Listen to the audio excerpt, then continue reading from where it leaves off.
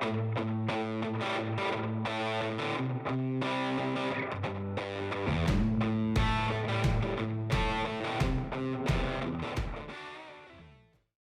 y'all, I'm Lauren and welcome to Cantina Cast. Today I'm talking about Crimson Climb by E.K. Johnston. This is a new Star Wars YA novel which comes out on October 10th. E.K. Johnston has written a number of YA Star Wars novels. My personal favorite out of those is Ahsoka. And this novel covers Kira from Solo, and it's covering her time right after she parts ways from Han Solo, and it chronicles her climb through Crimson Dawn. So pretty much during that period of time in Solo where we see her where she gets separated from Han at the spaceport and then we jump forward in time and then he runs into her again.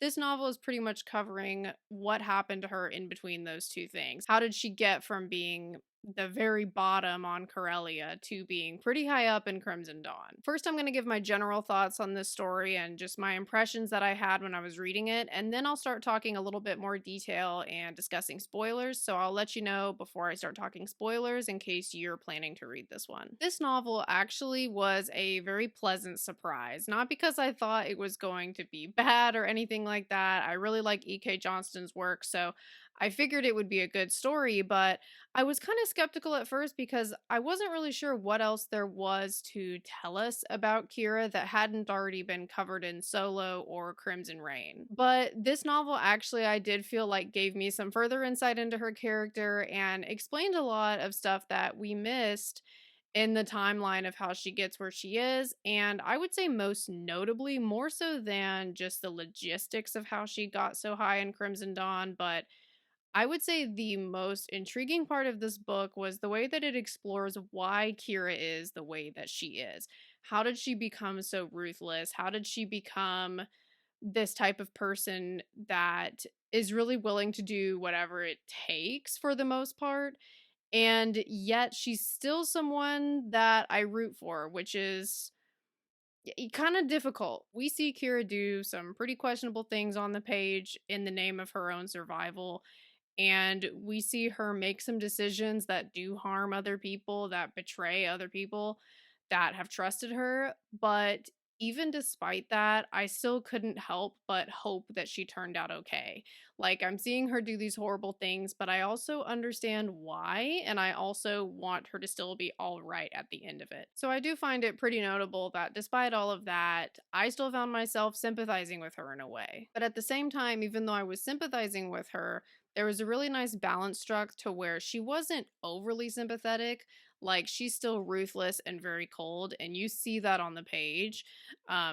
E.K. Johnston isn't treating Kira like a completely innocent person in all of this, but you also do see how Kira got to where she got and how there really wasn't much of a choice in a lot of the course that her life took. That's why I found her character really compelling in this book, is because all of that stuff was able to exist at the same time for Kira. And the comic Crimson Reign does a really great job with her character too, but I always enjoy getting to explore a little bit deeper in a novel format and having a little bit more time to get super into the details and super into the character's introspection and things like that. So I really enjoyed seeing her story from this different type of writing perspective too. Something else about this book that surprised me as well is kind of going back to what I said about how I was kind of like, is this book really gonna tell me anything new about her character?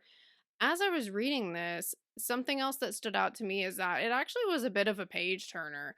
I found myself really interested in what was going to happen next, even though I know kind of, the general direction of where her story is going to go. Like, anyone who's seen Solo knows that, anyone who's read Crimson Reign knows that.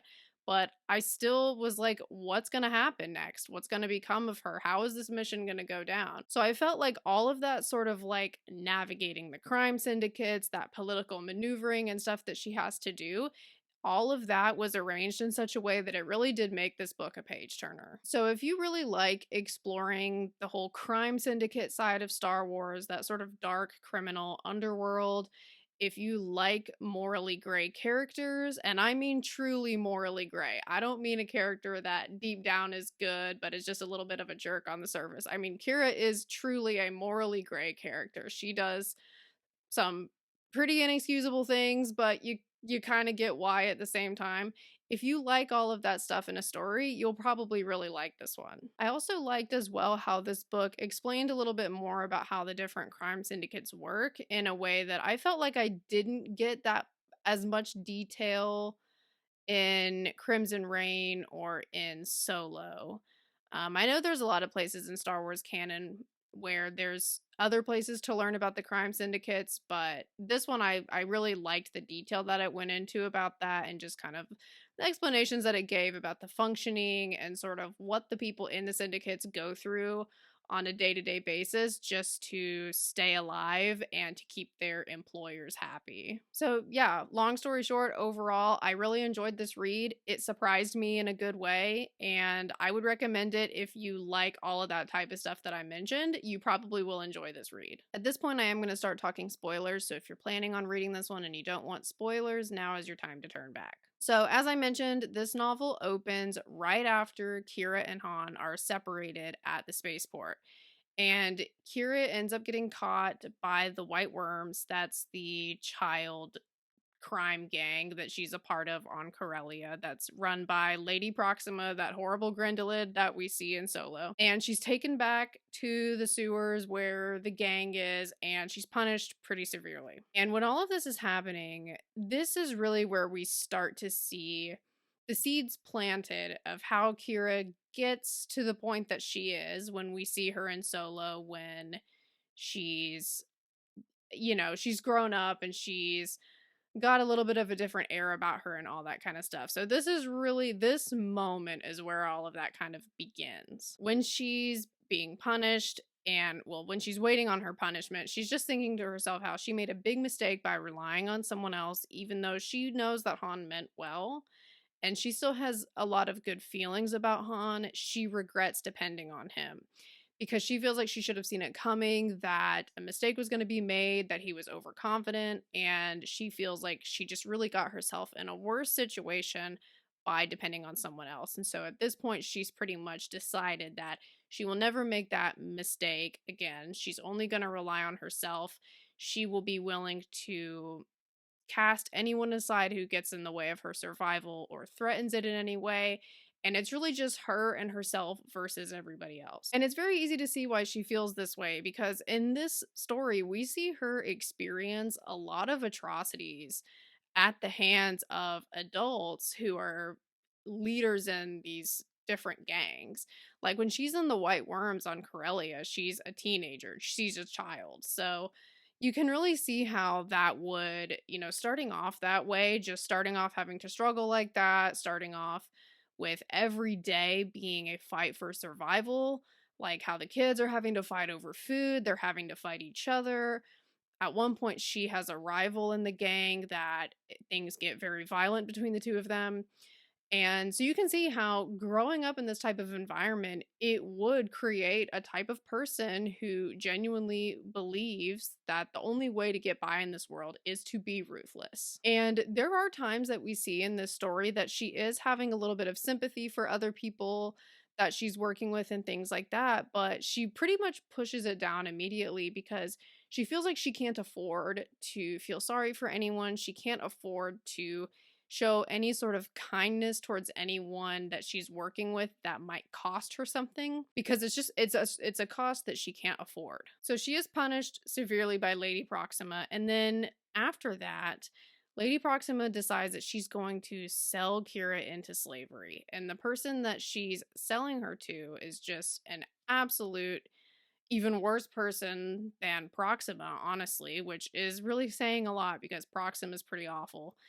And he threatens her all the time. He says he's going to break her. I mean, he beats her up. I mean, parts of this book are a little hard to read, so just bear that in mind if you're planning on checking this one out. I mean, there are some pretty graphic, violent scenes in this story of things being done to Kira when she's a teenager. And so when she's working for him, this is pretty much just reinforcing all of those beliefs that she built up while she was with Proxima. And even though she does have regret for trusting Han, she often still thinks of him. And when she thinks of him, she does think about the fun that they had together as kids. She thinks about how much they cared about each other. And she does smile whenever she thinks about him. And this is actually a tactic that she uses throughout this story, which is when she needs to create like a fake smile that seems genuine for someone, she'll think about Han and it'll make a real smile come up on her face. So she kind of uses that as like an emotional manipulation thing in the future. Thankfully, she ends up not staying there for too long because Dryden Voss's concierge sees Kira working for him. She thinks that Kira would be a good asset for Crimson Dawn. She feels like Dryden Voss would like her, so she ends up buying Kira from him and taking her to Crimson Dawn. And this is how Kira first gets involved in Crimson Dawn. This is something that was not her choice. She's pretty much just being handed from person to person to person. She ends up as part of Crimson Dawn, and now she's got to figure out how she's going to survive there, and she's got to make the most of it. This is one of the parts where Crimson Reign, the comic, it does touch on some of the stuff from this novel, but I did appreciate how this novel went a little bit more in depth just because it had more time to do so. So I still feel like even if you've read Crimson Reign and you're kind of familiar with some of the stuff from Kira's background, this novel I still found it to be kind of adding something new to her story in that way. Once Kira gets to Crimson Dawn, it becomes pretty apparent that she is very smart. She's probably smarter than a lot of the other people her age in Crimson Dawn. She's even smarter than some of the people who have been in Crimson Dawn for a while. She's good at reading people. She's good at knowing how to play a situation. And she's very assertive and but subtle about it. Like, she knows what she wants and she's not going to break for people, but she also knows how to behave around certain people in order to get them to accept her and to not think she's a threat. Like, she is a threat, but she knows how to pretend that she's not, if that makes sense. But when she first gets to Crimson Dawn, she tries to escape a lot. And she tries to escape, is punished, tries to escape again, is punished again. And she's in this cycle where she's escaping or trying to escape and then getting punished over and over and over again. Eventually, she's just had enough. And she realizes, she just comes to the conclusion eventually that it's more in her best interest to learn how to survive in Crimson Dawn, learn how to play the game that Dryden Voss has set up in this organization, and be the best at it. Just climb the ranks, be the best, and that's going to be the most effective way for her to get as much freedom as she's probably ever going to have access to. Because there are a lot of perks in Crimson Dawn. I mean, she can eat whenever and whatever and how much she wants, which she's never had before. So that's a big deal to her. She has access to a lot of money. She has access to a lot of nice clothes. She has access, reliable access to a clean living space. I mean, there's a lot of stuff that is just pretty much a given as being part of Crimson Dawn that was something that she used to have to fight for every single day. So there are advantages to being a part of Crimson Dawn and to playing the game rather than trying to get out and start all over from square one somewhere else. And she does get better at playing the game. She is becoming more ruthless. Her skills at manipulating are becoming more effective. Her skills at reading people are becoming better. She was already pretty good about this to begin with from her experience as part of Proxima's child gang, but now she's just getting even more sophisticated in her skills and even better at it. To the point that Dryden Voss does decide to make her pretty much his protege.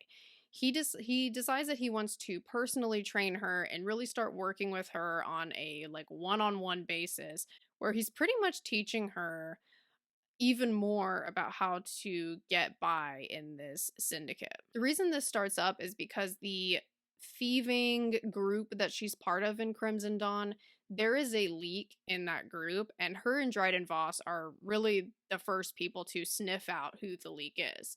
They can't prove it yet, but they both know who it is just based on what they know about this person and their impressions and things like that. And Dryden Voss knows that Kira also caught on to the same thing that he did. And so that impresses him enough to where he decides to take her under his wing. However, that does not mean that he cares about Kira, though. And that's something that is key in this story. is that he works with her and he wants her to be, one of his main lieutenants in Crimson Dawn, and he benefits a lot from her skills, but he does not care about her as a person. He does not care about her well-being. He cares about what she can provide to him. And Kira is fully aware of that. She hates Dryden Voss, but she knows that if she can give him what he wants, it's in her best interest, and she will succeed in Crimson Dawn if she plays his game with him. And one of the most striking examples of this fact that Dryden Voss just does not care about her as a person is there is a time when a lot of the leaders of the main biggest crime syndicates are at a party together. And during this party, the person whose ship that they were on was the leader of Black Sun. She was assassinated. And weirdly enough, the life support of the ship was connected to her, to where when she was assassinated, it also killed the life support on the ship.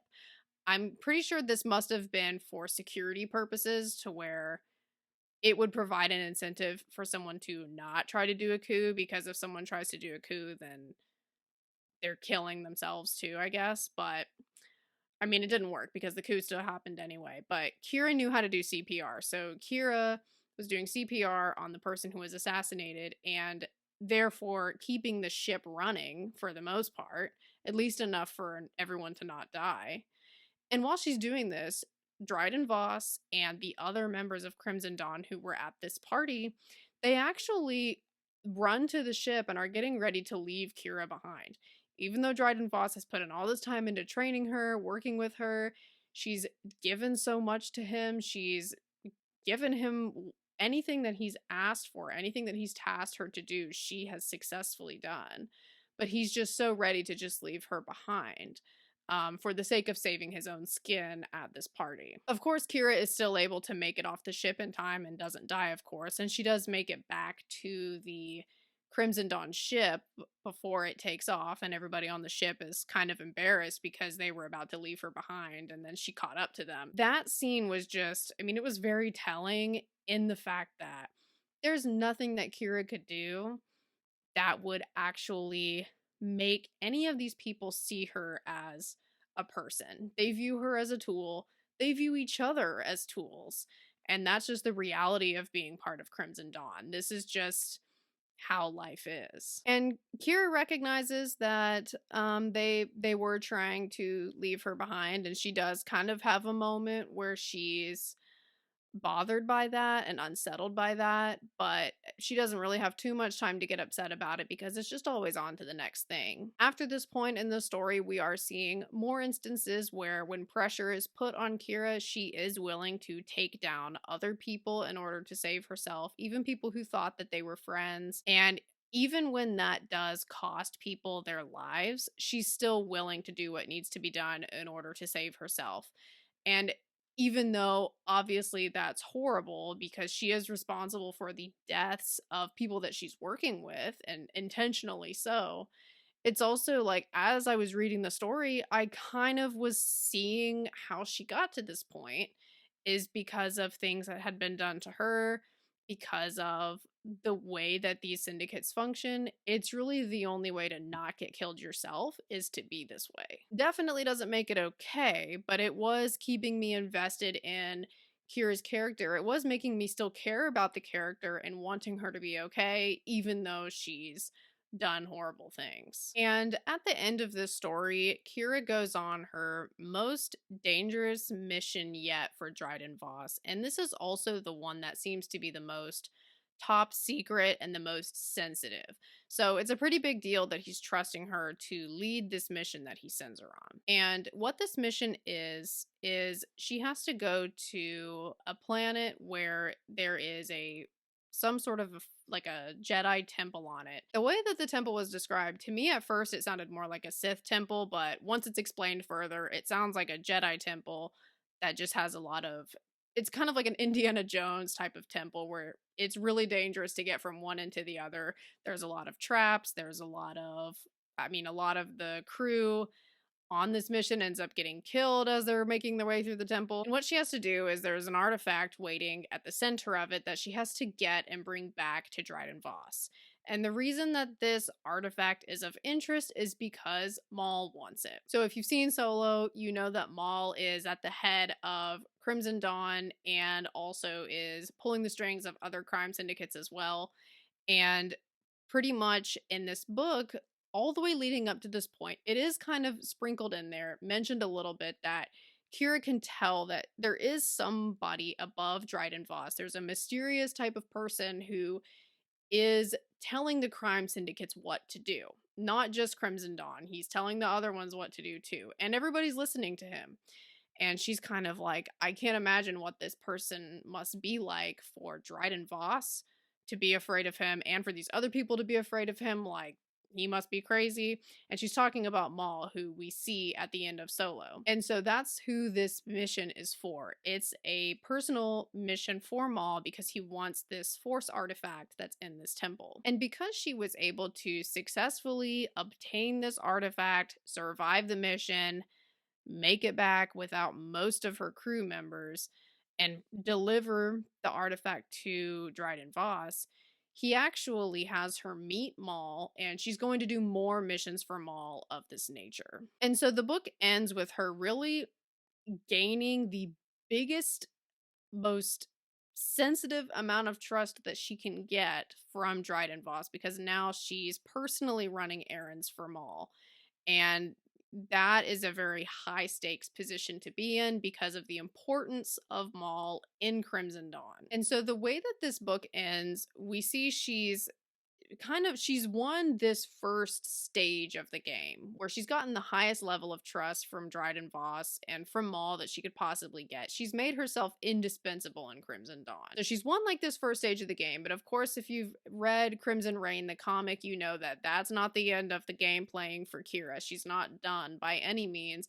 This book pretty much just concludes with like the first stage of her time in Crimson Dawn. So by becoming ruthless, by putting her survival first, and by really learning how to read a situation and play a situation very, very cleverly, she ends up making herself very important. She ends up surviving. She ends up getting what she wants for the most part. She does a lot of times seem to wish that there could be something else out there for her.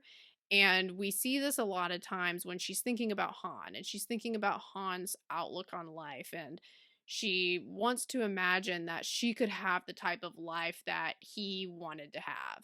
But she just doesn't believe it's actually possible for her, and that's why she continues to just focus on playing the game as expertly as possible. Even though deep down she probably does want something else, she doesn't believe that it's within her reach. And so since she couldn't have that, she just became an absolute expert at playing the game. And we see her achieve a pretty high level of that in this book. And I just really enjoyed seeing her character in these different types of situations and how she plays them and how she handles them, and the way that the author explains why Kira makes certain decisions.